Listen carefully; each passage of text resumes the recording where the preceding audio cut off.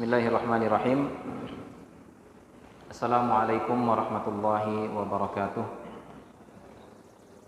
Innal hamdalillah nahmaduhu wa nasta'inuhu wa nastaghfiruh wa na'udzu billahi min shururi anfusina wa min sayyiati a'malina. May yahdihillahu fala mudilla lahu wa may yudlil fala hadiya lahu. Wa asyhadu an la ilaha illallah wahdahu la syarika lahu wa asyhadu anna Muhammadan abduhu wa rasuluhu la nabiyya ba'dah. Ya ayyuhalladzina amanu taqullaha haqqa tuqatih wa la tamutunna illa wa antum muslimun. Ya ayyuhan nasu taqu rabbakumul ladzi khalaqakum min nafsin wahidah wa khalaqa minha zawjaha wa batha minhuma rijalan katsiran wa nisaa'a wattaqullaha alladzi tasaaluna bihi wal arham innallaha kana 'alaikum raqiba.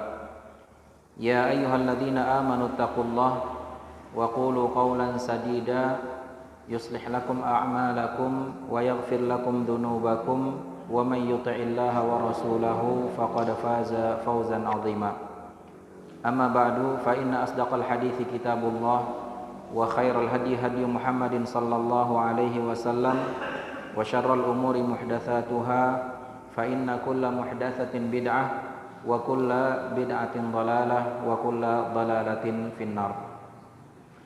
Para jamaah sekalian, ikhwah akhwat, a'azzani Allah wa iyyakum. Alhamdulillah kita kembali dipertemukan oleh Allah Subhanahu wa taala untuk kita sama-sama melanjutkan pelajaran kita di dalam membahas kitab Ma'alim fi Tariqi Talabil Ilmi yang ditulis oleh Syekh As-Sadhan hafizahullah taala, di mana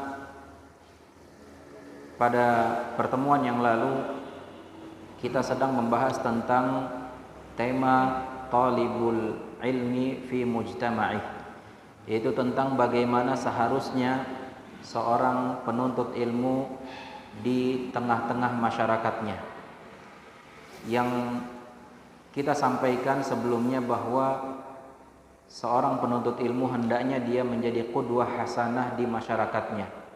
Hendaknya mereka menjadi contoh suri tauladan yang baik di tengah masyarakatnya, sehingga tentu jangan sampai dia mempertontonkan hal-hal yang buruk di tengah masyarakatnya.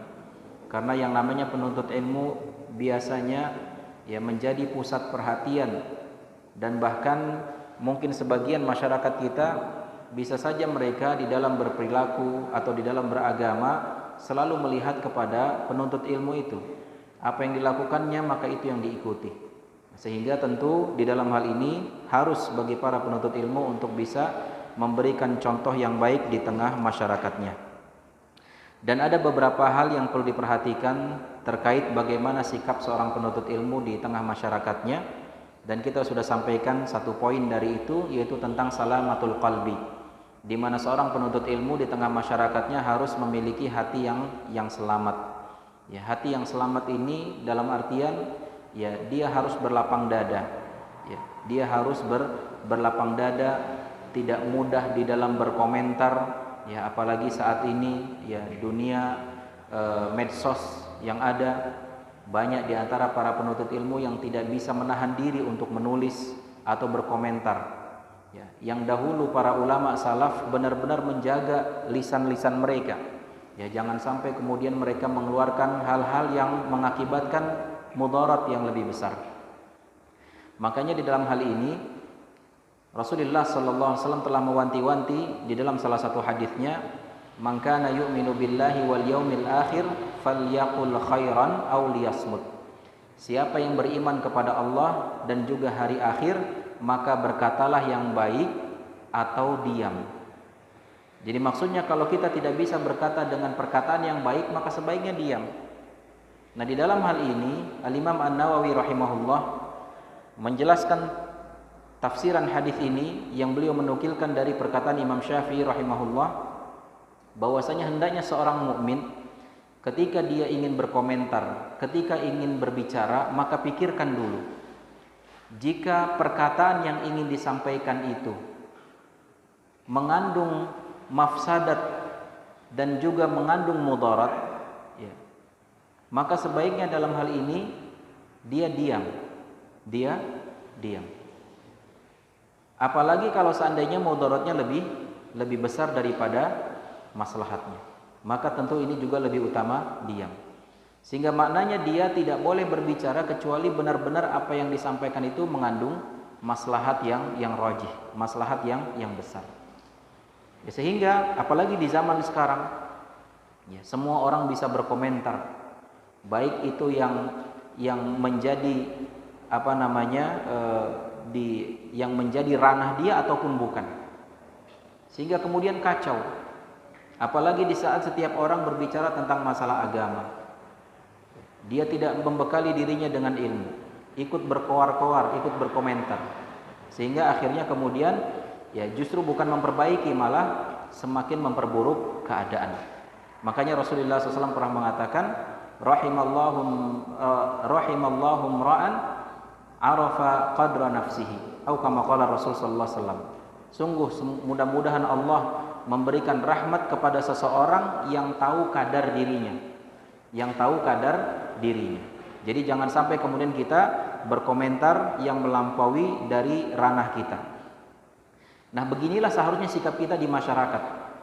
Yang ini bagian dari salamatul qalbi, yang menyebabkan hati seseorang selamat, di mana tidak sembarangan dia di dalam berkomentar ataupun berbicara, terutama di tengah masyarakatnya.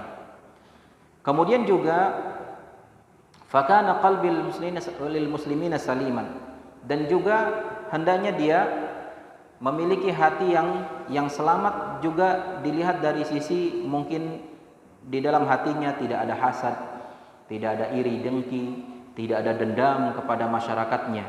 Ya, walaupun mungkin kita dizolimi, walaupun mungkin kita disakiti, maka sebaiknya seorang penuntut ilmu yang sejati dalam rangka untuk memberikan contoh yang baik di tengah masyarakatnya, maka jangan sampai kemudian dia menjadi pribadi yang pendendam, hasad, dengki.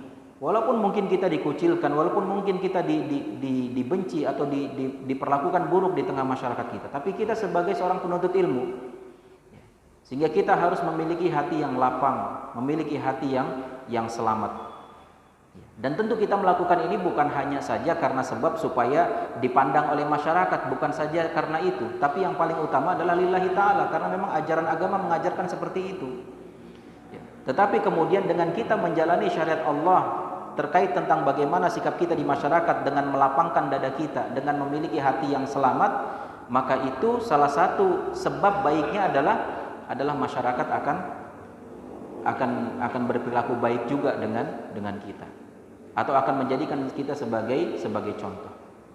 Dan bukankah ada suatu riwayat yang dijelaskan dari sahabat Anas bin Malik radhiyallahu anhu, kisah tentang seorang sahabat Ansar yang dikatakan oleh Rasulullah SAW akan datang sesaat lagi seorang penghuni surga.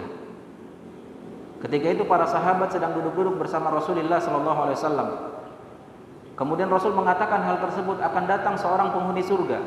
Tiba-tiba datang seorang yang dari penampilan fisiknya nggak ada tipe-tipe ahli surga. Ya, dia hanya berpenampilan biasa seperti halnya masyarakat umum, yang dia baru selesai berwudu, air-air masih menetes dari jenggotnya, bahkan sambil nenteng sendal jepit dengan tangan kirinya. Sehingga pada kaget sahabat, loh siapa ini?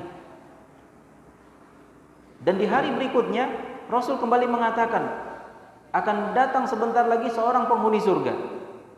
Dan ternyata yang datang orang yang kemarin, salah seorang sahabat dari sahabat Ansar, dalam kondisi yang sama, baru selesai wudu, masih menetes air wudu dari jenggotnya sambil nenteng sendal jepit di tangan kiri.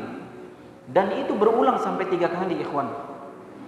Sampai 3 kali Rasul mengatakan akan datang seorang penghuni surga. Orangnya masih hidup ketika itu, tapi Rasul sudah memvonis dia masuk surga. Tidakkah kita mendambakan hal itu? Dan kalau memang kita ingin termasuk golongan orang-orang yang dijanjikan oleh Rasul masuk surga, maka ikuti nih jejak orang ini. Sampai-sampai para sahabat penasaran, Ini amalan istimewa apa yang dilakukan oleh sahabat Ansor ini? Sampai 3 kali berturut-turut Rasul mengatakan dia penghuni surga. Sehingga kemudian salah satu seorang sahabat Rasulullah SAW, kalau nggak salah bernama Abdullah bin Amr bin As, dia kemudian datang ke rumah orang ini dan dia minta izin untuk nginap di rumah orang ini selama 3 malam. Tujuannya adalah untuk menyelidiki, mungkin dia punya amalan rahasia yang tidak diketahui oleh orang banyak. Karena kalau di hadapan orang banyak, dia biasa aja, amalannya biasa, sholatnya biasa, ya sholat 5 waktu bareng dengan kaum muslimin yang lainnya, dan mungkin dia bermuamalah dan begitu seterusnya biasa. Mungkin dia punya amalan khusus yang dia lakukan di rumahnya. Maka kemudian sahabat ini izin menginap. Di malam pertama dilihat orang ini biasa aja. Siang harinya dia tidak berpuasa sunnah, bahkan malam harinya juga tidak qiyamul lail, tidak tahajud. Ya, sama kayak sebagian kita. Oh Ustaz, berarti kalau pengen masuk surga nggak usah tahajud. Ini sahabat ini nggak tahajud. Bukan gitu maksudnya. Tetap ya tahajud mah tahajud gitu. Tapi lihatlah bagaimana keistimewaan sahabat ini. Hari kedua disaksikan begitu juga. Siangnya tidak puasa sunnah, malamnya tidak tahajud. Amalan dia biasa, seperti orang-orang yang lainnya. Sampai hari ketiga demikian.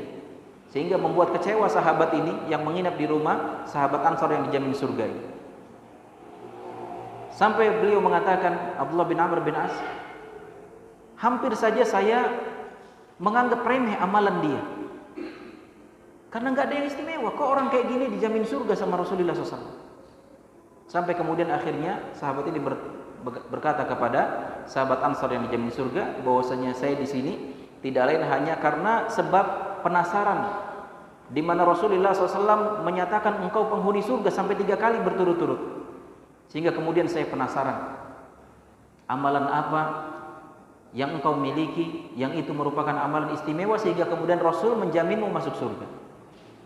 Maka kemudian sahabat Ansor ini mengatakan, saya seperti yang kamu lihat, cuma ada satu amalan yang selama ini saya lakukan. Setiap saya mau tidur, maka saya melapangkan hati saya.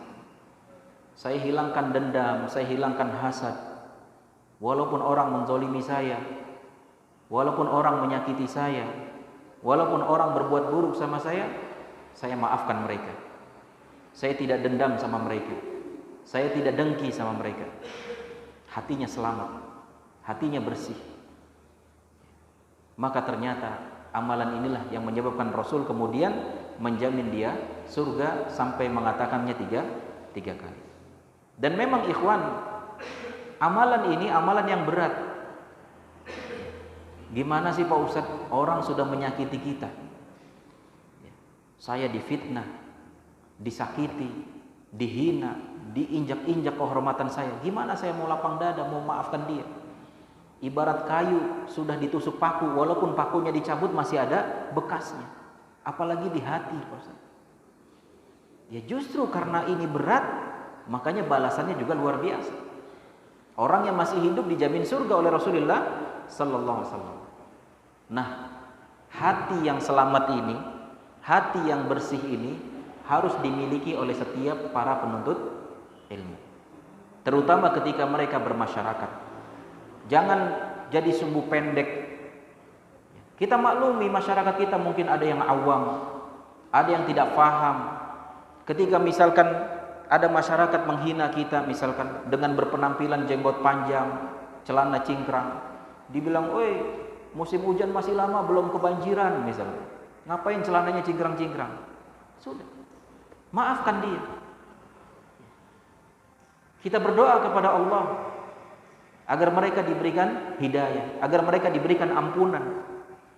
Dan itu yang dilakukan oleh Rasulullah SAW. Terutama ketika beliau pergi ke Taif untuk mendakwahi orang-orang Taif, berharap mereka dapat hidayah, tapi justru Rasulullah SAW mendapatkan hal buruk, dilempari batu sampai berdarah kakinya, bahkan disakiti, dicela, sampai sedih luar biasa Rasul. Tapi apakah kemudian Rasul marah? Tidak. Rasul justru memberikan uswah yang hasanah, memberikan contoh yang baik. dengan membersihkan hatinya, dengan berlapang dada, dengan memaafkan mereka dan bahkan mendoakan mereka. Sehingga beliau mengatakan, Allahumma ighfir li ummati fa innahum qaumun la ya'lamun. Ya Allah, ampunilah umatku ini. Mereka begitu karena enggak tahu. Nah, begitu juga kita di masyarakat kita. Di saat mungkin ada yang tidak sepakat dengan apa yang kita fahami sekarang, yaitu menjadi tugas kita. Kita dakwahi mereka, dan mendakwahi mereka bukan cuma dengan lisan, tapi yang paling utama adalah dengan akhlak kita. Salah satunya dengan kita berlapang dada. Ya mungkin mereka suka guyonan, terkadang guyonannya kebablasan, sampai kemudian menghina kita, atau bahkan sampai menjatuhkan harga diri kita di depan orang banyak. Ya sudah, sabar gitu. Kita berlapang dada, kita doakan kebaikan untuknya. Jadi beginilah sikap seorang talibul ilmi, penuntut ilmu agama di tengah masyarakatnya. Kemudian sikap yang kedua yang harus dilakukan oleh para penuntut ilmu di tengah masyarakatnya adalah qada'u hawaijin nas. Hendaknya dia bisa memenuhi kebutuhan manusia. Ya, maksudnya membantu sesuai dengan kemampuan kita tentunya. Tidak membebani kita harus membantunya dengan harta yang banyak. Ya, kalau misalkan kita nggak punya harta banyak, ya tidak dibebankan juga gitu. Maksudnya membantu sesuai dengan kemampuan kita. Di saat kita memiliki tenaga, kita bantu dengan tenaga kita. Tetangga, teman, walaupun mereka saat ini belum berpemahaman seperti apa yang kita yakini, walaupun mereka mungkin masih mengamalkan amalan-amalan yang belum ada contohnya dari Rasulullah SAW, walaupun mereka masih awam, atau bahkan sebagian mereka meninggalkan sholat, tetap kita bantu. Kita penuhi kebutuhannya jika kita mampu. Dan kita membantunya jangan pilih-pilih gitu. Jangan sampai kemudian, ya memang tentu ada prioritas gitu. Tapi dalam hal ini jangan sampai ada terkesan, oh dia bukan ikhwan kita, terus kita nggak jadi bantu dia. Padahal dia sedang kena musibah misalkan, korban banjir atau mungkin rumahnya kebakaran atau apa, yang seharusnya kita bantu. Hanya gara-gara dia nggak ngaji sama kita, dia bukan ikhwan kita. Oh dia celananya isbal, oh dia cukur jenggotnya gitu misalkan. Oh dia nggak pakai jilbab misalnya. Jangan gara-gara itu kemudian menjadi penghalang kita untuk membantu dia. Selagi dia muslim, ya kepada orang kafir saja kita disuruh untuk membantu, berbuat baik, apalagi kepada sesama muslim. Ya. Jadi kita penuhi kebutuhan dia. Di saat kita diberikan kelapangan oleh Allah Subhanahu wa taala dari sisi rezekinya, maka jelilah kita. Kalau perlu setiap hari kita targetkan. Saya mentargetkan setiap hari harus ada minimal 1 atau 2 orang yang saya bantu dari sisi ekonomi misalkan. Karena Allah memberikan rezeki lebih kepada saya. Target setiap hari, cari. Jeli mata kita, lihat orang-orang sekitar kita, lihat ikhwan-ikhwan kita, lihat tetangga-tetangga kita, lihat saudara-saudara kita. Mana di antara mereka yang dalam kesusahan? Mungkin mereka malu untuk minta bantuan sama kita. Dan kita harus peka kasih bantuan. Mungkin mereka ada yang dililit hutang. Bahkan ada di antara mereka yang mungkin makan aja susah. Ngedadak nyari dulu, nyari pinjaman maksudnya. Karena mungkin udah ikhtiar kerja sana sini nggak dapat duit. Maka kita sebagai seorang muslim, sebagai penuntut ilmu harus peka. Lihat, oh ini hari ini saya harus minimal 2 orang. Hari ini saya harus bantu 5 orang. Hari ini saya harus bantu 10 orang. Per orang misalkan saya budgetkan 100.000. Per orang saya budgetkan 50.000. Per orang saya budgetkan 1 juta misalkan. Harus ada seperti itu. Karena banyak saudara-saudara kita yang mungkin mereka malu. Mereka susah luar biasa. Tapi malu untuk minta. Malu untuk minjam. Sehingga kemudian kita yang diberi kelebihan oleh Allah Subhanahu wa taala dari hartanya, maka yuk peka. Kita bantu mereka tanpa harus diminta. Dan dengan ini menjadi salah satu cara dakwah yang ampuh di masyarakat kita. Karena masyarakat itu mereka lebih terkesan dengan akhlak kita, lebih terkesan dengan kebaikan kita dibandingkan mungkin dengan ucapan. Terkadang kita katakan kepada saudara kita, wahai saudaraku, ini perbuatan tidak ada contohnya dari Rasul. Bertobatlah, nggak boleh melakukan ini. Mereka nggak nerima itu. Orang kata kiainya nggak kayak gitu, adat istiadatnya nggak kayak gitu. Dia nggak nerima omongan kita. Tapi kalau seandainya kita bantu mereka, mereka sedang sulit, kita bantu. Kita bermuamalah dengan baik, kita tegur dia, kita jenguk dia. Maka dengan begitu mereka akan, loh, itu yang ngaji di sana kok, masya Allah ya, baik-baik orangnya gitu. Emang apa sih yang diajarkan di sana gitu. Nah, mudah-mudahan itu jadi pembuka sehingga kemudian mereka ya, diberi hidayah oleh Allah Subhanahu wa taala. Nah, di dalam hal ini Rasulullah sallallahu alaihi wasallam pernah bersabda dalam memberikan motivasi kepada orang-orang yang senantiasa membantu saudaranya. Disebutkan dalam hadis dari Abu Hurairah radhiyallahu anhu, dikeluarkan oleh Imam Muslim di dalam kitab sahih beliau, Rasulullah sallallahu alaihi wasallam bersabda, "Man naffasa an mu'minin karbatan min kurabid dunya, naffasallahu anhu kurbatan min kurabi yaumil qiyamah." Rasulullah SAW bersabda, siapa yang melapangkan segala kesusahan dunia, ya, orang-orang mukmin, siapa yang bisa melapangkan segala kesusahan orang-orang mukmin di dunia ini, maka Allah Subhanahu wa taala akan melapangkan segala kesusahan dia di hari kiamat. Alhamdulillah di dunia ketika kita susah masih ada peluang untuk bisa selamat dari kesusahan itu. Tapi kalau di akhirat sulit. Kita mau minta sama siapa? Kita mau beramal bagaimana? Di akhirat adalah masanya untuk menerima balasan. Sedangkan di dunia masanya untuk kita beramal. Maka kita butuh amalan-amalan seperti ini.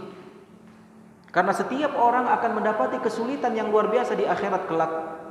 Dan kita butuh amalan-amalan yang kemudian menjadi sebab Allah Subhanahu wa taala meringankan segala kesulitan kita di akhirat. Dan salah satunya adalah dengan kita melapangkan kesusahan saudara kita. Dengan segala bentuk. Boleh dengan tenaga, dengan bantuan fikirannya, atau dengan hartanya, dengan waktunya. Kita bantu semampu kita. Karena kita tahu setiap kita, semua kita bukanlah orang-orang yang katakanlah kaya. Kita berbeda-beda status ekonominya. Tapi masing-masing kita punya potensi untuk bisa meringankan beban saudaranya yang lain. Jadi tidak ada halangan, tidak ada alasan. Ustaz, saya nggak bisa bantu dia. Bisa. Apa yang kamu punya? Tenaga, bantu dengan tenaganya. Apa yang kamu punya? Dengan pikirannya. Apa yang kamu punya? Dengan nasihatnya. Apa yang kamu punya? Dengan hartanya, silakan. Semampu kita. Maka dengan begitu orang-orang yang melapangkan kesusahan saudaranya ya ketika di dunia, maka Allah Subhanahu wa taala akan melapangkan kesulitan dia di akhirat. Wa man yassara ala mu'sirin, dan juga barang siapa yang memberikan kemudahan kepada orang-orang yang sedang kesulitan. Ya, sebagian ulama menyatakan maksud kata mu'sirin di sini adalah maksudnya orang-orang yang terlilit hutang. Dia sedang dalam kondisi sulit karena terlilit hutang. Yang tentu hutangnya bukan karena untuk foya-foya, karena memang untuk kebutuhan pokok dia. Untuk sekedar makan, untuk sekedar beli beras dia nggak punya, akhirnya dia terpaksa berhutang. Sehingga kemudian menumpuk hutangnya sehingga terlilit hutang tersebut. Maka Rasulullah SAW mengatakan, man yassara ala mu'sirin, siapa yang memberi kemudahan bagi saudaranya yang sedang terlilit hutang, atau secara umum juga bisa kita katakan bagi saudara yang sedang dalam keadaan kesulitan, yassarallahu alaihi fid dunya wal akhirah, maka Allah akan berikan kemudahan bagi dia di dunia dan di akhirat. Jadi siapa yang mungkin berkeluh kesah menghadapi kehidupan dunia ini sulit, Ustaz saya bisnis, usaha apa aja kok susah ya, buntu terus, rugi terus, atau mungkin mau begini mentok terus, gimana caranya? Bantu saudaramu ya. Karena Rasul menjanjikan siapa yang membantu saudaranya, siapa yang memudahkan saudaranya yang sulit, maka Allah juga akan memudahkan urusannya di dunia sebelum di akhirat.